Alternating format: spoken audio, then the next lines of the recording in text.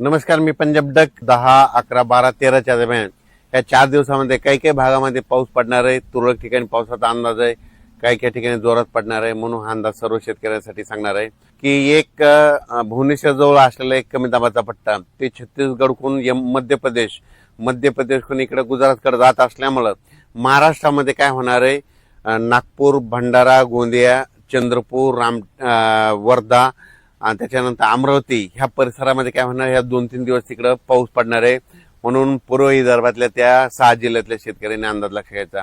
म्हणजे पूर्व विदर्भामध्ये 6 जिल्ह्यामध्ये 10, 11, 12, 13 तारखेपर्यंत पावसाचा अंदाज आहे. म्हणून हा त्यांनी शेतकऱ्यांनी अंदाज लक्षात घ्यायचा.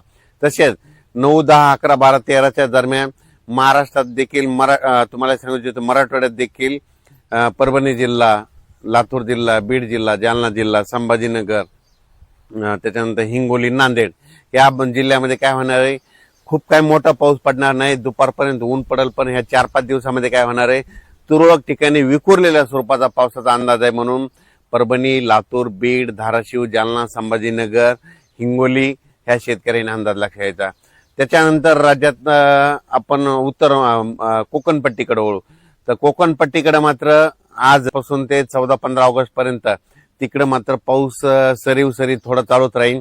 म्हणून हा अंदाज सर्व शेतकऱ्यांना घ्यायचा. नाशिककडे देखील पाऊस थोडाफार चालूच राहील, सरी चालू राहील. म्हणून नाशिक जिल्ह्यातील शेतकऱ्यांना अंदाज लक्षात घ्यायचा.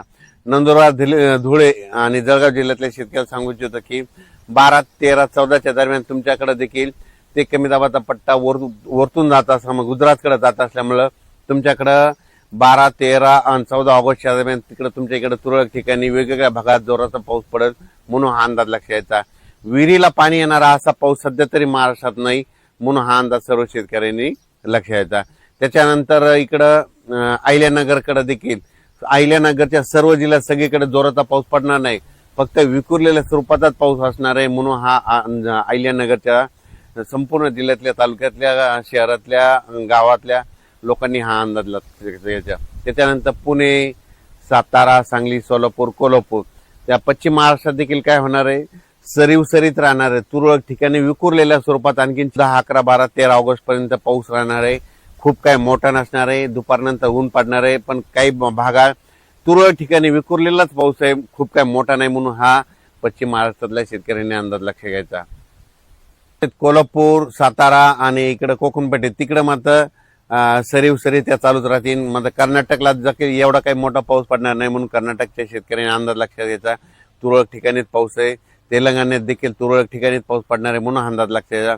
फक्त एक कमी दाबाचा पट्टा भुवनेश्वरहून आपलं इकडे मध्य प्रदेशकडे जात असल्यामुळं विदर्भातच पाऊस पडणार आहे. ते पूर्व विदर्भात, मग वर्धा, नागपूर, भंडारा, गोंदिया, चंद्रपूर, त्याच्यानंतर यवतमाळचा काही भाग आणि अमरावती, तसेच नंतर मोर्शी, असं करत परतवाडा, इकडं जळगाव, जामोद, इकडं जळगाव, रावेर, धुळे, नंदुरबार ह्या पट्ट्यामध्ये जात असल्यामुळे ह्यामध्ये 11, 12, 13च्या दरम्यान तिकडल्या भागातच म्हणजे मध्य प्रदेशच्या बाजून महाराष्ट्र जे लगतचे जिल्हे, तालुके येतात त्या शेजारच्या तालुक्यामध्ये पाऊस पडणार आहे. म्हणून हा अंदाज लक्षात आहे.